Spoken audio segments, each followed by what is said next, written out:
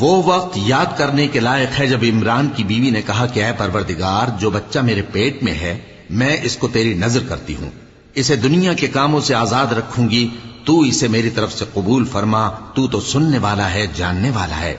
پھر جب ان کے ہاں بچہ پیدا ہوا تو کہنے لگی کہ پروردگار، میرے تو لڑکی ہوئی ہے، جبکہ اللہ خوب جانتا تھا جو ان کے ہاں ولادت ہوئی تھی، اور نہ ہوتا لڑکا مانند اس لڑکی کے۔ اور کہنے لگیں میں نے اس کا نام مریم رکھا ہے، اور میں اس کو اور اس کی اولاد کو شیطان مردود سے تیری پناہ میں دیتی ہوں۔ تو اس کے پروردگار نے اس کو پسندیدگی کے ساتھ قبول فرمایا اور اسے اچھی طرح پرورش کیا، اور زکریا کو اس کا کفیل بنایا۔ زکریا جب کبھی عبادت گاہ میں اس کے پاس جاتے تو اس کے پاس کھانا پاتے۔